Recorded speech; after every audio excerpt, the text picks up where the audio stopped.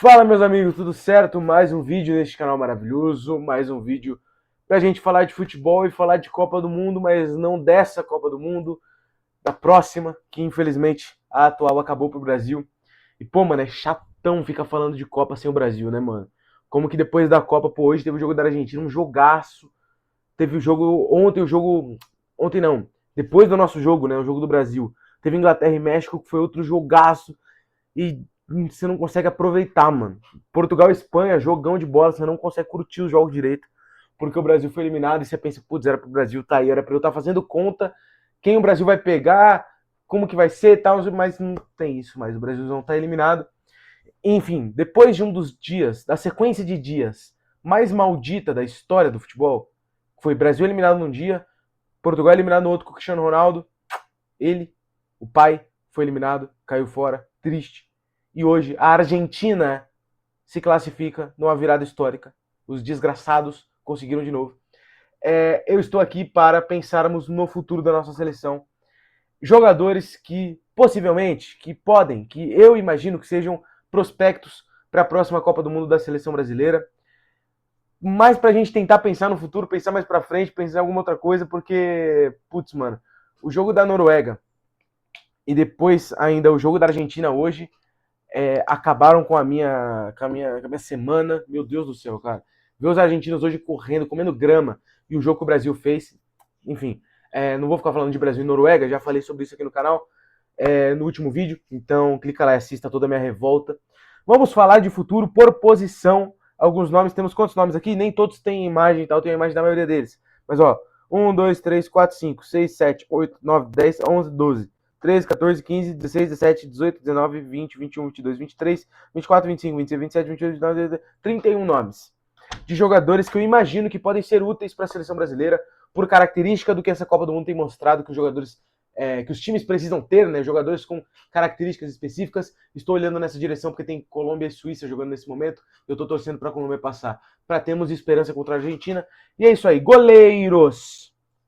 Para mim, esses são os principais nomes, não só do futebol brasileiro, mas enquanto goleiros brasileiros no mundo: Hugo Souza, Carlos Miguel e Gabriel Brazão. Todos têm suas falhas, todos têm seus defeitos, mas eu acho que o principal, e o que eu senti falta do Alisson, não só nessa Copa, mas em todas as outras, e para a Copa do Mundo você precisa disso.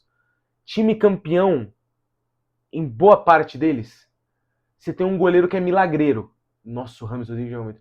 Você tem um goleiro, irmão, que ele faz coisas que você não entende, que ele faz defesas que você não espera. Que quando você mais precisa, alguém joga a bola no pé da trave e ele vai buscar. Joga a bola na gaveta e ele busca. E esses caras aqui estão acostumados a fazer isso quarta e domingo, quarta e domingo. Hugo Souza primeiro. Vamos na ordem das imagens aqui. Não tá em ordem de quem eu acho melhor ou pior. Nesse caso até que tá, mas não foi proposital. Hugo Souza, para mim, é o melhor goleiro do Brasil. Hugo Souza deveria, para mim, ter ido nessa Copa do Mundo ao invés do Everton. Não mudaria rigorosamente nada, né? Enfim, só uma questão de quem eu acho melhor, quem eu acho pior. Eu acho que esses três estão acima do Everton consideravelmente, acima do Ederson consideravelmente já hoje, e na altura da próxima Copa. Hugo Souza e Carlos Miguel terão 31 anos, Gabriel Brazão terá 29. Idade ótima para goleiro, idade ótima para qualquer jogador, né? Acho que assim, se mantiverem o nível de crescimento que eles têm tido nos últimos anos, o Carlos Miguel, ele faz defesas, irmão, que é assustadora. O Hugo Souza faz defesas assustadoras. O Gabriel Brazão, meu Deus do céu. Então, assim, são goleiros excelentes. O Hugo, campeão paulista, campeão da Copa do Brasil, campeão da Supercopa, sendo protagonista em vários momentos do título, é um pegador de pênalti nato, é um pegador de pênalti assustador e absurdo, que em Copa do Mundo é também necessário. E se o Brasil fosse minimamente competente contra a Noruega, isso poderia até entrar em questão uma possível disputa de pênaltis, mas o Brasil nem isso conseguiu fazer, tomou 2 gols do Haaland. Ele é de uma altura absurda, mesma coisa do Carlos Miguel, que tem 2,4, o Hugo tem 1,99, se eu não me engano, é muito grande. E assim, ele tá acostumado a ser protagonista no Corinthians. Ele tá acostumado a ser exigido no Corinthians todo dia. Então, numa seleção brasileira que teoricamente ele seria menos exigido, e só é exigido o goleiro da seleção brasileira em lances muito capitais, em lances dentro da área, cara a cara com o goleiro, em bolas muito difíceis, ele é esse cara. Carlos Miguel, para mim ele é o ideal de um goleiro. Enquanto estatura, fisicamente, como um todo, para mim ele é o ideal de um goleiro. E tecnicamente ele é muito bom. Eu acho que ele tem seus erros, Nossa, que batida de falta, meu Deus, quase gol. De quem é esse? Header. Enfim, ele tem seus erros, toma uns golzinhos debaixo da perna aqui e ali e tal, tem suas coisas a acertar. Poucos jogos como profissional, é verdade, mesmo com 27 anos. São as primeiras temporadas dele, engrenando como titular de um grande clube, etc. Mas eu acho que se ele continuar nessa crescente, com o Palmeiras sendo protagonista no Brasil e ele sendo o protagonista do time, sendo um pilar desse time como o Everton foi, e tanto que foi para a Copa em 22, depois de ganhar 2 Libertadores seguidas, se o Palmeiras continuar tendo protagonismo, ele vai ser esse cara. Ele vai ser o melhor goleiro do Brasil, um dos, junto com o Hugo, junto com o Brazão. Pra mim é isso. E o Brazão, é difícil a gente colocar o Brazão em grandes conversas, porque o Santos é muito ruim. Então o Brazão acaba sendo o rosto que toma gols todos os jogos. Ele é o rosto que toma gol do Remo, do Vitória, que toma gol de qualquer time, do Noroeste. Ele é o cara que tá lá dando a cara tapa e tendo que resolver os BO. E que de tanto tomar porrada, uma hora a bola vai entrar, não tem jeito. Tem seus erros técnicos também. O Veloso deu um esculacho nele, né, durante a última temporada, durante essa temporada, agora começo do ano, acho, né, que meu Deus do céu, não tem cabimento. Enfim, mas o Veloso entende muito mais de ser goleiro do que eu. Eu considero o Brazão um baita goleiro e ele é mais do que os outros dois, ele é exigido diariamente a ser um goleiro absurdo.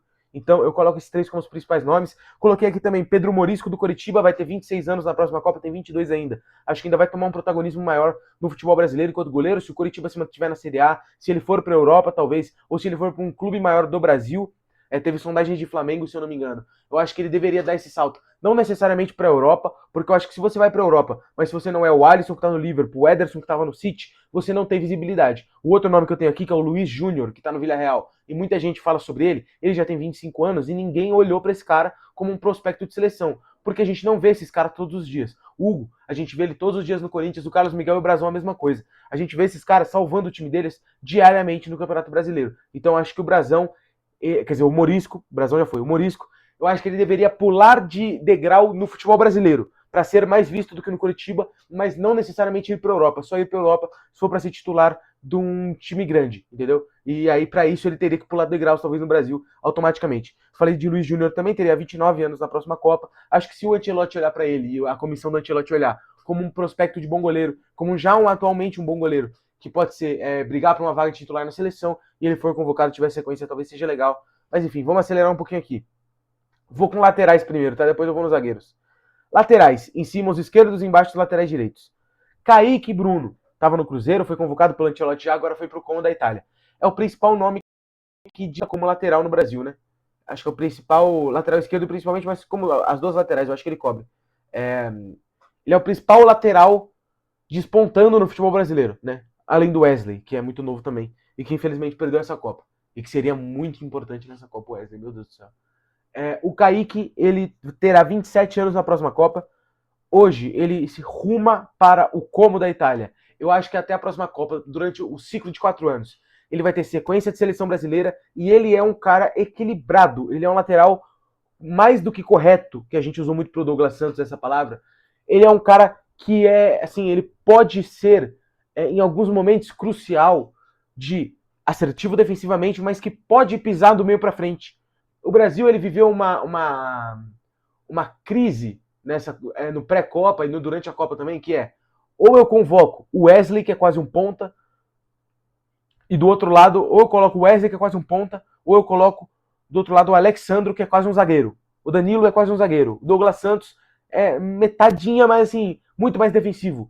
Meus laterais não pisam no ataque, meus laterais não participam da construção. Por quê? O Brasil, ele viveu, e eu vi um vídeo de um gringo falando isso, um cara falando em espanhol, não sei de onde ele era.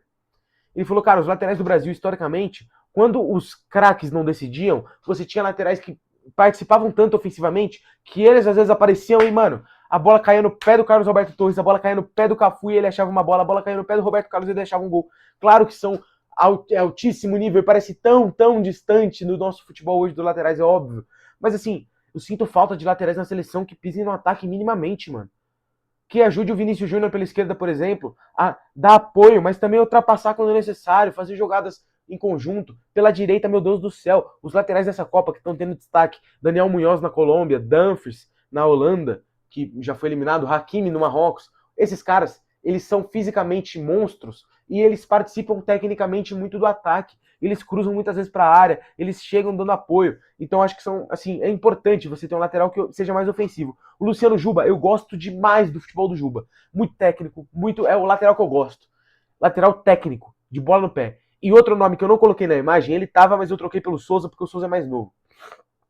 O Souza é outro que pode ser um prospecto de lateral correto, que defende bem e que quando precisa atacar, vai bem também. Eu acho que é mais um nome desse. O outro nome pra mim é o principal lateral esquerdo do Brasil hoje, é o Matheus Bidu. E muita gente fala, Matheus Bidu... Tecnicamente ele é um fenômeno, irmão. É muito bom. Tecnicamente ele é muito bom. Joga piano, ele domina. Joga qualquer coisa pra ele, ele bota no chão. E aí peca defensivamente. Então por isso na seleção brasileira ele não é cotado, porque a gente fala, pô, é um lateral que defensivamente não é um pilar defensivo do seu time, ofensivamente ele é um dos principais jogadores, mas eu não preciso de mais um atacante, eu preciso de um lateral que marque para mim. Então se o Bidu se desenvolver, continuar com o seu nível técnico muito bom, ataca por fora, ataca por dentro, pisa na área, faz gol, dá assistência, muito bom, e ele desenvolver mais a parte defensiva dele, fisicamente também, eu acho que pode ser importante. E aí lateral direito, eu coloquei o Pedro Lima do Wolves e o Arthur do Bayern como nomes jovens que podem despontar e assim, ainda sinto falta deles pularem um degrau no futebol mundial. Assim, um tá no Wolves sem muitos minutos, o Wolves agora caiu, talvez ele jogue na segunda divisão, mas assim, segunda divisão é na terra, você não bate seleção brasileira assim. E o Arthur no Bayern, eu acho que falta mais jogos para ele. Ele tem jogado, mas eu acho que falta ainda um saltinho a mais. Talvez se transferir e tentar mais minutos, enfim. E o Mateuzinho, para mim, é esse cara que ofensivamente colabora e que fisicamente é um monstro. O Mateuzinho na próxima Copa terá 29 anos. Ele vai estar próximo ou já no seu... Quer dizer, ele vai estar ou quase passando ou já no seu auge, ainda no seu auge físico. Que para mim é hoje o auge do Mateuzinho na carreira, né? Analisando a carreira do Mateuzinho, irmão, o que ele joga de bola no Corinthians é qualquer coisa, assim, joga muito. Participa muito do ataque também. Então eu acho que pode ser um nome que apareça como um Paulo Henrique apareceu nesse ciclo, o Vitinho apareceu nesse ciclo. Eu achei que ele era esse terceiro da fila que devia pular um lugarzinho em alguns momentos. Acho que ele pode ser esse cara que, se eu preciso de um lateral que pise mais no ataque, eu uso ele. Se eu preciso de um lateral mais físico e menos posicionado, eu coloco esse cara para jogar. Vamos de zagueiros. Coloquei 3 nomes só. Eu tenho mais 2 aqui na lista, mas eu coloquei só 3, que são os principais. E para mim já deveriam ter minutos na seleção brasileira há muito tempo, tá? Principalmente o Murilo. O Murilo é um monstro, velho. O Murilo é um monstro. Murilo, pelo amor de Deus, vai pra um clube grande, irmão. Sai do Nottingham Forest, pelo amor de Deus. Eu não aguento mais ter que defender o zagueiro do Nottingham Forest. Vai pro Bayern de Munique, sei lá pra onde você vai. Irmão, é um monstro de zagueiro. É um zagueiraço. O Beraldo, a mesma coisa. Beraldo, ou tu vira volante, mas aí se tu virar volante tá o João Neves e o Vitinha. Se tu manter de zagueiro, tá o Pátio e o Incapié, não. Quem é o outro? O Pátio Marquinhos. Irmão, vamos... É hora de tomar decisão. É hora de ser protagonista no ciclo da seleção brasileira. É hora de estar em todas as convocações. Esses dois principalmente. O Vitor Reis é outro monstro, que agora vai voltar pro City. Não sei qual vai ser a minutagem dele, não sei se ele vai ter grandes oportunidades. Mas, irmão, se não vai jogar, ruma para outro canto, tenha minutos, jogue, participe. Você foi visto no Girona já pelo Ancelotti, o Ancelotti já considera o Vitor Reis, então talvez o Vitor Reis não esteja nessa pressa toda, tem 20 anos ainda. Mas o Beraldo e o Murilo, eu queria ver eles com protagonismo em times. O Beraldo já tá no principal clube da Europa hoje, mas o Murilo ainda tá num clube muito mediano de Premier League. Murilo, vamos, mano. Real Madrid, tá ligado? É isso que é o nível do Murilo de futebol. Ele vale 50 milhões de euros hoje, pra mais. É zagueiro de 50 a 70 milhões de euros. Então, assim, é um zagueiraço. Saída de bola absurda, pé canhoto, muito bom. Tudo que você precisa do Murilo, ele faz, tá ligado? E foi crucificado por conta de um jogo contra a Argentina, que ninguém foi bem, ninguém. E caiu na conta do Murilo, eu não sei como. Então, assim, o Brasil tomou 4 da Argentina e um zagueiro que mal tinha minutos pela seleção foi crucificado por isso. É um absurdo o que aconteceu com o Murilo. É uma das maiores sacanagens que eu me lembro na seleção brasileira. O Beraldo é um zagueiraço, saída de bola principalmente vai muito bem, mas ele é seguro demais. Mais um zagueiro que é, assim, muito técnico, muito bom. E o Luiz Henrique tem testado ele como volante, também me agradaria muito ver ele como um volante realmente, assim, tipo, agora eu sou volante. Vamos lá, jogar de volante sempre. E a seleção brasileira também precisa de volantes, a gente vai falar disso já. E o Vitor Reis é mais um que é um monstro. Coloquei também o Vieira, que estava no Grêmio e agora vai para a Fiorentina. Dos jogos que eu vi dele, gostei muito, muito novo. Na próxima Copa teria 25 anos ainda, idade excelente. Bom zagueiro. Quero ver ele com protagonismo na Fiorentina. Eu não vou assistir os jogos da Fiorentina, eu tenho amor à minha vida, mas Espero que a gente possa falar bastante do Vieri. E olha a Colômbia chegando a batida pra fora. Narrei do nada, né, irmão? Que isso, velho? Tô ficando louco.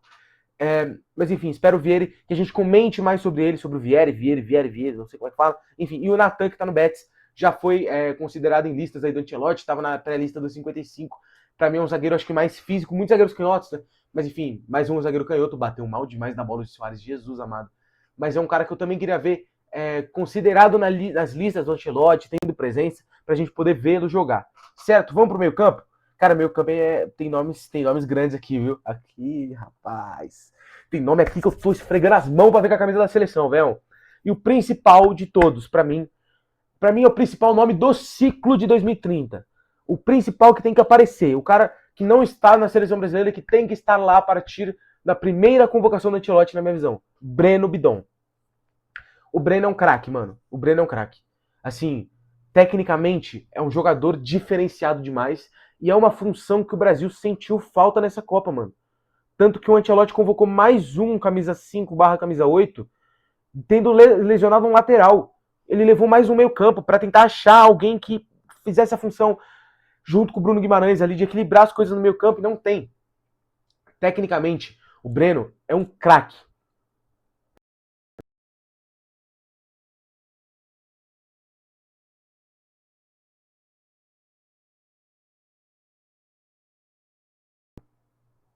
Voltamos. Pô, peço desculpas aí, mano. A câmera travou. Tecnicamente, travou a câmera e automaticamente travou o áudio, né? Enfim, onde eu estava? Tecnicamente, o Breno é um craque. O Breno Bidon é um craque do futebol brasileiro.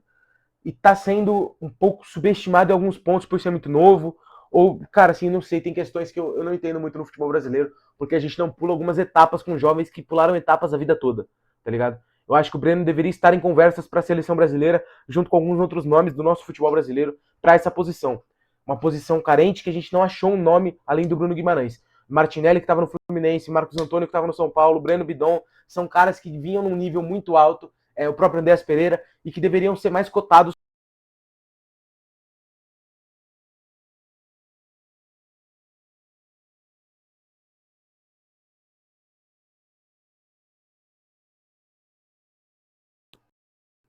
Voltou de novo. Pô, família, se travar de novo, eu vou abandonar o vídeo, hein, mano.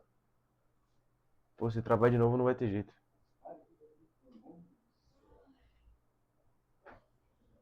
Temos de novo. Vambora.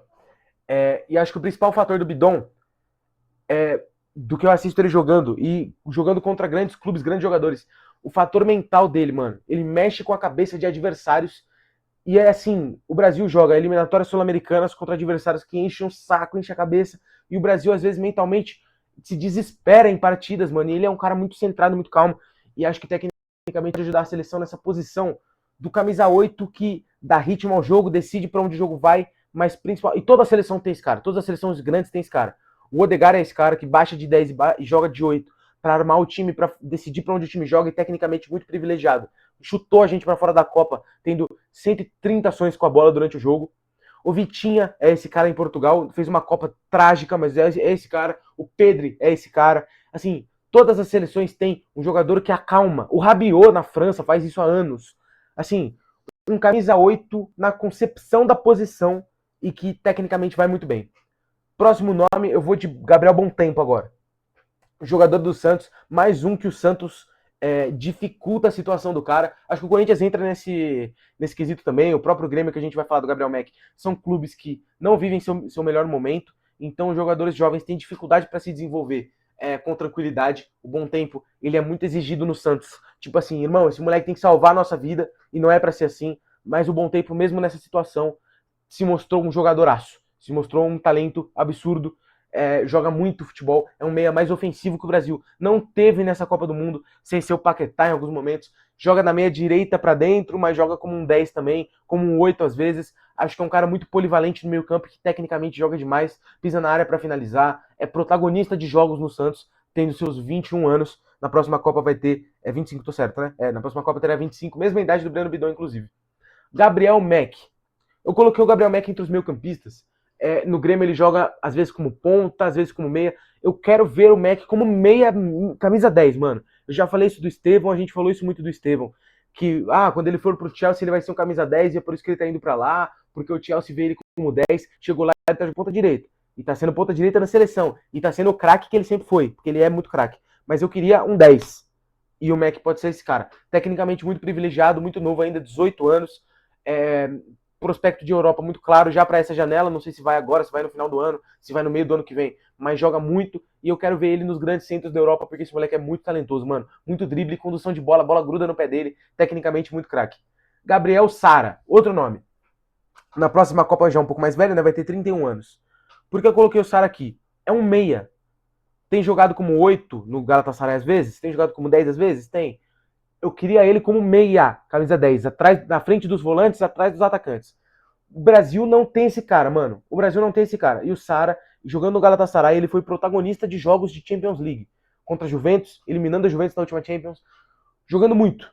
Bola parada, tudo, assim, tecnicamente muito privilegiado, muito bom. Saiu do São Paulo meio conturbado, teve anos conturbados na Inglaterra de primeira e segunda divisão, e etc. Agora ele está se firmando num alto nível do futebol europeu. Claro que a Turquia não é uma das principais ligas, mas ele está lá jogando Champions League toda semana e jogando muito bem. André, mais um do Corinthians. O André joga demais, mano. O André, eu acho que ele teve uma queda durante a temporada atual do Corinthians, depois que teve o negócio contra o Palmeiras lá, né, que ele pega na genitália, né? E aí gera um grande burburinho. E depois daquilo, ele foi expulso mais uma vez, acho que contra o Vasco, talvez, contra o Vasco. Que ele dá uma entrada muito forte ali, e etc. E aí gera todo um negócio, e ele faz jogos muito ruins depois. E o pré-Copa do Mundo contra o Grêmio, ele acaba com o jogo, faz 2 gols. Ele é um volante de pisar na área. Ele é um volante de atacar espaço e de muita qualidade física, além de tudo. Eu acho que tecnicamente ele é muito bom, mas o físico dele se sobressai muitas vezes porque é uma passada muito larga, briga muito pelo espaço, é um que o camisa 8 precisa ter no futebol atual. Além do controle, você tem dois meio que estereótipos de camisa 8, né? O cara muito técnico que controla muito o jogo e o cara muito físico que ocupa espaço. E o André é um equilíbrio entre os dois, mas que ainda assim pisa na área, faz muito gol. Acho que é assim, um jogador que, mano, se ele tiver sequência de bons jogos e se vestir a camisa da seleção brasileira sem sentir todo esse holofote, essa pressão, e se souber, assim, organizar isso tudo na cabeça dele, joga muito. E o Everton Araújo, eu coloquei porque eu vejo ele mais como um camisa 5, que o Flamengo utilizou com o Felipe Luiz muitas vezes e utiliza aí com o Léo Jardim. Porque tem jogadores ofensivamente muito bons e um Jorginho que não é o cara mais físico do mundo. Então o Everton Araújo é esse cara de pegada, de marcação, e eu acho que faltou isso para a seleção brasileira também. O Casemiro é um primeiro volante, que foi esse cara já de muita pegada, hoje é um cara mais posicionado. O Fabinho muito posicionado também, mas que cara deixada, dá uma minhoca, né, mano, o Fabinho. Mas o Everton Araújo é um cara mais intenso, que eu acho que para ser primeiro volante da seleção brasileira, com tantos jogadores técnicos, você precisa desse cara que, mano, chega o pau. E o Everton Araújo pode ser esse cara também. Claro, se desenvolver mais no seu clube e tiver oportunidade na seleção brasileira. Vamos aos pontas. Cara, polemizei um pouquinho, viu? Eu trouxe um nome aqui que é impactante, valeu. Vamos lá. William Gomes, do São Paulo, que era do São Paulo, né? Tá no Porto. Alan, que é do Palmeiras. Ronier, que está no Coritiba. E Igor Paixão, que está no Olympique de Marseille. Vamos lá. William Gomes. Talento no seu estado bruto, né, mano? O William Gomes é muito bom, velho. O William Gomes é muito drible, o William Gomes é muito enfrentamento. Saiu cedíssimo do São Paulo e muito mal vendido pelo São Paulo. 20 milhões de euros, acho, um pouco menos. É muito talento, mano. É muito talento. Tá no Porto, jogando muita bola. Fez um Mundial de Clubes no último ano, muito bom. Fazendo gols. E acho que ele tem que tomar mais protagonismo. Acho que ele tem que pular um degrau também pro mais alto nível do futebol europeu. Porque a seleção brasileira exige isso muitas vezes, né? Ou você tá na Premier League ou você tá nos grandes clubes. Acho que é basicamente isso. Mas joga muito o William Gomes, gosto muito do futebol dele. É a mesma coisa do Alan.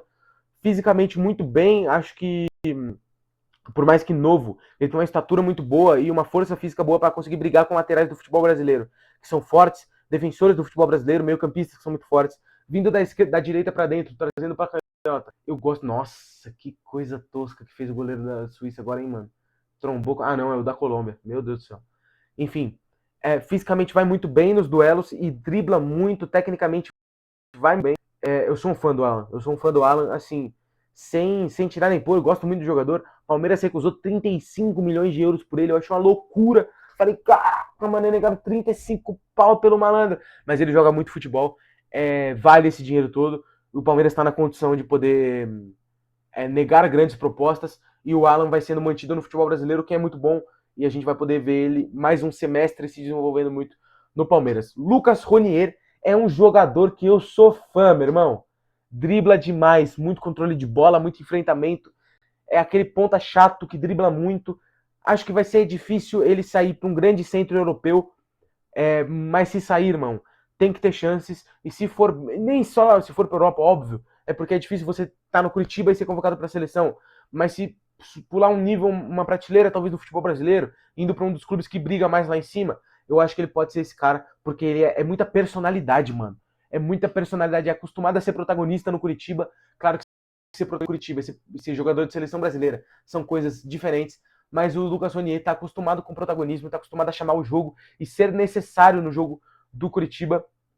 Gosto muito dele. E o Igor Paixão, o Lucas Ronier vai ter seus 25 na próxima Copa? 25. E o Igor Paixão teria 30 anos na próxima Copa. Eu acho que falta para ele o gol em alguns momentos, fazer mais gol.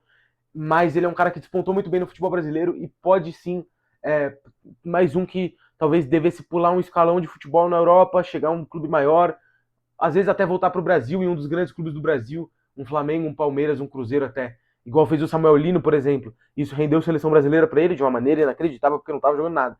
Mas rendeu. É mais visto por aqui do que no Olympique de Marseille, mas joga muita bola também, tem muito drible e pisa mais na área. Eu vejo ele como um cara mais agudo ali pela esquerda, ponta esquerda, que é uma posição que o Brasil vai precisar, hein? Tô te falando. E centroavantes? Eu coloquei caras mais badalados, talvez mais cravados na cabeça de quem assiste futebol. Marcos Leonardo. Esse malandro tem um negócio para fazer gol que poucas vezes eu vi. Malandro que esse cara faz gol. É demais, mano. É demais. Eu teria, se eu sou ele, assim, é difícil falar que se eu sou ele eu teria saído do Al Hilal, tá? Porque é muito dinheiro. Eu talvez ficasse. Mas se eu sou ele e, sendo ele, pensasse em seleção brasileira, eu sairia do Al Hilal ou pro futebol brasileiro ou pra Europa, pra um grande clube, uma Premier League da vida, para tentar fazer gol, para tentar emplacar uma temporada forte, para ter mais oportunidades, para ter oportunidade, né? Porque ainda não teve na seleção brasileira principal. O Caio Jorge tem vindo de uma temporada. Em 25 ele faz uma temporada fenomenal, absurda. Em 26 um pouco abaixo no começo do semestre, do começo do primeiro semestre e em diante até a pausa para a Copa. Dito isso, faz muito gol também. Meu Deus do céu, cara, sim, é de atacar espaço numa facilidade, de correr no facão numa facilidade, de finalizar numa tranquilidade para fazer gol que me assusta. O Pedro, por que eu coloquei o Pedro aqui, tá? O Pedro vai ter seus 33 anos na próxima Copa. Por que eu coloquei o Pedro? Primeiro porque eu sou fã, joga muito, meu Deus do céu. Segundo, o estilo de jogo do Pedro não exige que ele, aos 33 anos, mude a sua característica. Que daqui 4 anos ele não esteja ainda fazendo 30 gols por temporada no Brasil. Por quê? É um centroavante do mais clássico possível. Domínio perfeito, não tem o que refutar no domínio de bola do Pedro. Finalização perfeita, não tem o que mudar. Faz muito gol, presença de área, cabeceio, com o pé direito, com o pé esquerdo, matada, faz tudo. Então, assim, pressiona o adversário também. Cara, o Pedro não tem a necessidade, igual o Caio Jorge tem, por exemplo, o Vitor Roque tem, de ser o cara de acelerar, de correr no facão para um lado, correr no facão para o outro, pedir bola na frente. Ele quer a bola no pé, porque ele com a bola no pé é autossuficiente. Joga muito. Meia bola para ele é caixa. Então, assim, eu teria olhos no Pedro para ter sequência em seleção brasileira também, porque é um padrão de centroavante que a gente não tem também. O Igor Thiago foi convocado nessa Copa porque era o cara que trazia esse pivô, esse centroavante mais alto, mas que também ataca espaço, muito plural, o Igor Thiago em características. Mas o Pedro é único, irmão. É muito técnico. Tecnicamente é um monstro. A gente viu o Igor Thiago perder gol em amistoso, perder gol na Copa do Mundo também contra o Marrocos, por erro de domínio de bola. O Pedro não é um domínio de bola, tem 10 anos, mano. Tá ligado? Assim, é muito, muito talento. Muito talento. Gosto muito do Pedro. E pra fechar o Vitor Roque, porque na próxima Copa o Vitor Roque vai ter 25 anos, velho. Tem 21 anos. O Pedro Roque tem. O Vitor Roque tem 21 anos. 21 anos o Vitor Roque tem. É absurdo. É absurdo. Assim, bateu no Barcelona, não deu certo, voltou no Palmeiras e tá fazendo gol pra caramba. Se eu sou ele, eu foco no Palmeiras por mais 1 ou 2 temporadas e depois de temporadas fazendo seus 30 gols, irmão, ruma pra Europa de novo e pela carreira, pelo dinheiro da carreira, pelo status óbvio do futebol mundial, que você tem que estar nos grandes centros da Europa para ser visto. Mas ao mesmo tempo, irmão, se no Palmeiras eu sou visto pela seleção, eu tô na seleção, tendo minutos, fazendo gols, eu não saio do Palmeiras nem a pau, se eu sou ele. Né? Se pingar oportunidade pela seleção, não saio nem a pau. Dito isso, o Vitor Roque é um talento diferente do Pedro, diferente do Marcos Leonardo, um pouco mais semelhante. Acho que ele e Caio Jorge meio que se anulam até, acho que um ou outro, para uma convocação de seleção brasileira, porque é muito ataque ao espaço, é muita velocidade, muita intensidade no seu jogo. Acho que tecnicamente às vezes peca, mas ele compensa no físico, ele compensa na aceleração. E numa seleção brasileira, que o Vinícius fez um jogo contra a Noruega de não pressionar ninguém, uma seleção brasileira que não pressionou ninguém, não teve volúpia nenhuma para marcar. Ele é o cara que combate, ele é o cara que vai no zagueiro e enche o saco, que pressiona a saída de bola toda vez. E que um jogo, se você quer fazer um jogo igual você fez contra a Noruega, aquela tragédia de jogo de 30% de posse de bola, o Vitor Roque fica lá na frente, a hora que você esticar uma bola pra ele, irmão, ele corre que no diabo. Então, assim, já que você quer ter 30% de posse de bola, mano, convoca um cara que ataca espaço, que tem velocidade. Eu acho que é um estilo de jogador parecido com o Endrick, um estilo de centroavante, né? Um pouco mais baixo, mais forte e mais físico, mais rápido. Enfim, acho interessante. Então aí os nomes, tá? Vou repassar aqui as imagens, ó, pra vocês verem. São os nomes que eu trouxe. Vi muitos comentários nas redes sociais, assim, tipo, se esse é o futuro da seleção, nós estamos lascados, não sei o que. Irmão, a gente fala isso faz tanto tempo. E a seleção brasileira segue aí, com grandes jogadores, com grandes nomes no futebol mundial. É claro que fez uma Copa terrível, mas temos esperanças, temos bons jogadores aqui. E é isso, meia hora de falação sem tomar um gole d'água, né? Meu amigo do céu, isso é superpoder, velho. Meia hora de... Ih, rapaz, é briga, sai na mão. Rapaz do céu, meia hora e meia hora de falar, meia hora de falação, de falança, de bate-papo, sem pedir uma vez pra tu se inscrever no canal e deixar o like. Aí vai ter 2 inscritos a mais nesse vídeo. O cara que chegou até aqui ele é um guerreiro, pô. Meia hora assistindo eu falar, pá, tá maluco. Mas enfim, se você chegou até aqui, um beijo. Eu amo você. Você é meu irmão, só pode. Se inscreve no canal e deixa o like aqui pra ajudar a gente, já que você se entreteu por meia hora também. E é isso, tá? Tamo junto, fiquem com Deus e é nóis.